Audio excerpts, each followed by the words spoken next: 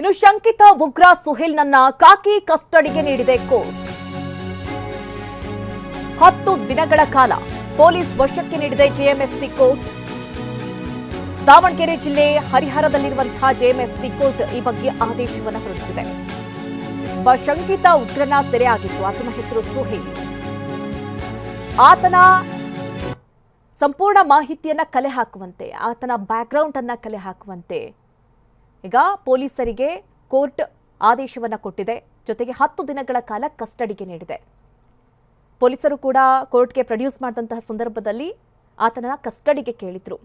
ಈತನ ಉಗ್ರ ಚಟುವಟಿಕೆ ಬಗ್ಗೆ ಒಂದಷ್ಟು ಅನುಮಾನ ಪೊಲೀಸರಿಗೆ.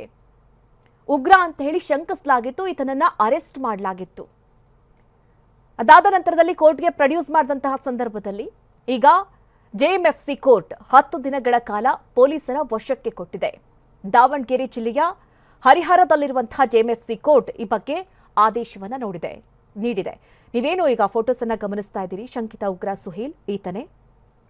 ಈಗ ನಾವು ಕೆಲವೊಂದು ಕಡೆಗಳಲ್ಲಿ ಗಮನಿಸ್ತಾ ಇರ್ತೀವಿ, ಎಲ್ಲೋ ಇದ್ಕೊಂಡು, ಎಲ್ಲೋ ರೂಮ್ ಮಾಡಿಕೊಂಡು ಅಥವಾ ಒಂದಷ್ಟು ಜನರನ್ನ ಇಟ್ಕೊಂಡು ತುಂಬ ಅನುಮಾನಾಸ್ಪದವಾಗಿ ಹೋಗೋದು, ಅನುಮಾನಾಸ್ಪದ ಚಟುವಟಿಕೆಗಳನ್ನು ಮಾಡೋದು, ಈ ರೀತಿಯ ಕೆಲಸಗಳನ್ನು ಮಾಡ್ತಾ ಇರ್ತಾರೆ. ಅಂಥವರ ಮೇಲೆ ಕಣ್ಣಿಟ್ಟಂತಹ ಪೊಲೀಸರು ಒಂದಷ್ಟು ಜನರ ವಿಚಾರಣೆ ಕೂಡ ನಡೆಸ್ತಾರೆ.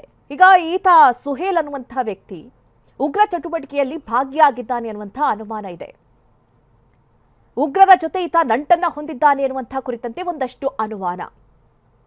ಹೀಗಾಗಿ ಈಗ ಈತನನ್ನ ಪೊಲೀಸರು ವಶಕ್ಕೆ ಪಡೆದಿದ್ದಾರೆ.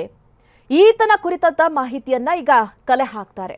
ಕಂಪ್ಲೀಟ್ ಆಗಿ ಆತನ ಬ್ಯಾಕ್ಗ್ರೌಂಡ್, ಆತ ಎಲ್ಲಿಂದ ಬಂದಿದ್ದಾನೆ, ಇಷ್ಟು ದಿನ ಎಲ್ಲಿ ವಾಸವಾಗಿದ್ದ, ಯಾರ್ಯಾರ ಜೊತೆ ಈತ ಸಂಪರ್ಕವನ್ನ ಬೆಳೆಸಿದ್ದ, ಏನಾದರೂ ಉಗ್ರ ಚಟುವಟಿಕೆಯಲ್ಲಿ ಈತ ಭಾಗಿಯಾಗಿದ್ನ, ಏನಾದರೂ ಪ್ಲಾನ್ಗಳನ್ನ ರೂಪಿಸಲಾಗ್ತಾ ಇತ್ತ, ಯಾರ್ಯಾರ ಜೊತೆ ಈತ ಕಾಂಟ್ಯಾಕ್ಟ್ ಅನ್ನ ಹೊಂದಿದ್ದ, ಈತನ ಉದ್ದೇಶ ಏನು, ಇದೆಲ್ಲದರ ಕುರಿತಂತೆ ಕಂಪ್ಲೀಟ್ ಮಾಹಿತಿಯನ್ನ ಈ 10 ದಿನಗಳ ಕಾಲ ಪಡಿತಾರೆ ಪೊಲೀಸರು.